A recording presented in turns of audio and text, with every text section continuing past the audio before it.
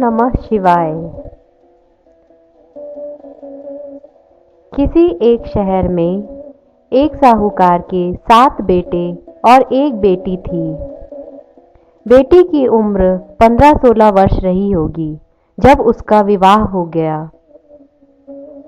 विवाह के बाद वह कन्या अपने घर करवा चौथ के व्रत पर मायके आई।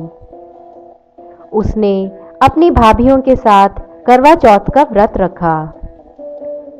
करवा चौथ के व्रत के दिन वह कन्या भूखे प्यासे रहकर व्रत पूरा कर रही थी।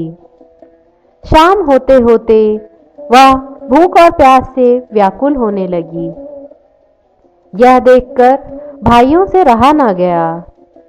उसमें से 2 भाइयों ने मिलकर कुछ उपले लिए और एक छलनी ली और दूर जंगल में गए।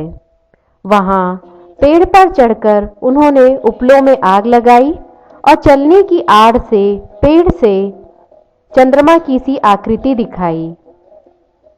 इधर अन्य भाइयों ने अपनी बहन से कहा कि वह देखो चांद निकल आया है, अब तुम उसकी पूजा करके खाना खा सकती हो।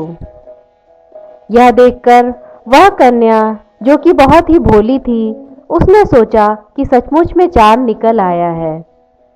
वह दौड़कर पूजा का सामान ले आई और चंद्रमा को अर्घ देकर उसने भोजन किया। ऐसा करने से उसका उपवास दूषित हो गया। उसी समय उसके पास खबर आई कि उसके पति की तबीयत बहुत ही खराब हो गई है। कोई भी नहीं जान पा रहा था कि तबीयत खराब होने का क्या कारण है।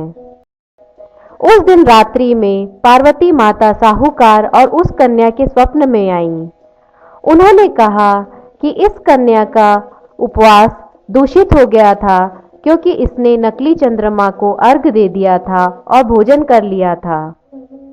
अगर यह कन्या निष्ठापूर्वक अपनी पति की सेवा करे और नित्य शिव और पार्वती की पूजा करे और करवा चौथ के दिन गौरा माता से यानी मेरी गौरा स्वरूप से करवा बदल ले और उनसे यह कहलवाए कि ले सुहागन करवा ले, दे सुहागन करवा दे, तो इसका पति पूर्ण तरह से स्वस्थ हो जाएगा और धन संपत्ति और पुत्र से परिपूर्ण हो जाएगा। पार्वती माता की ऐसी आज्ञा पाकर वह कन्या निष्ठापूर्वक अपने पति की सेवा करने लगी और शिव पार्वती की पूजा भी करने लगी।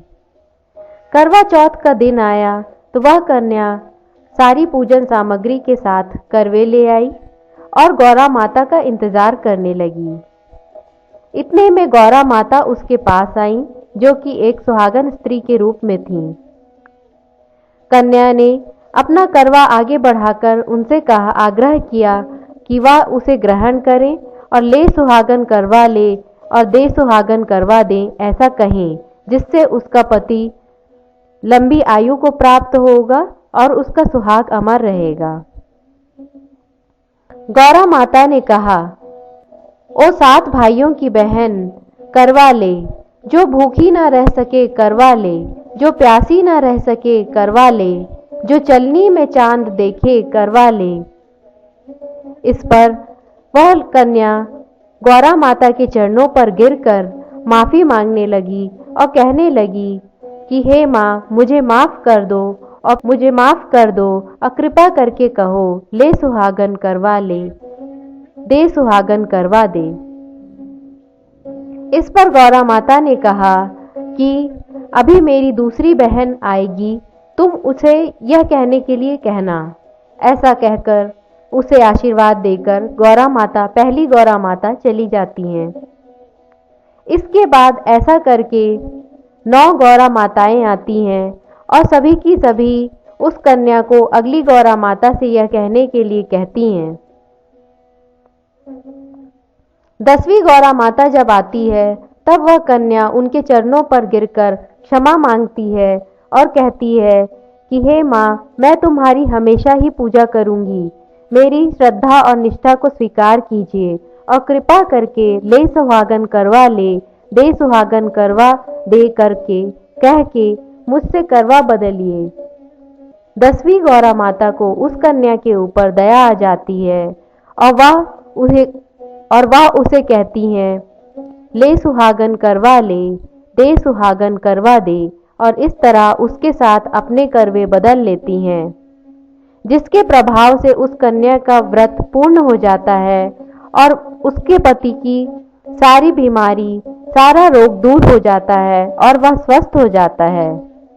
इसके बाद हर साल वह कन्या बड़ी निष्ठा के साथ करवा चौथ का व्रत करने लगी और इस व्रत के प्रभाव से उसके घर में सुख, शांति, समृद्धि और संतान सब कुछ प्राप्त हो गई।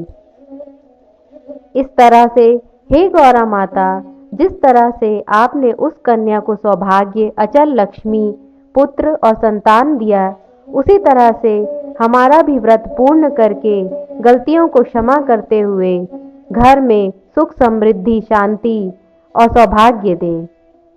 ओम नमः शिवाय।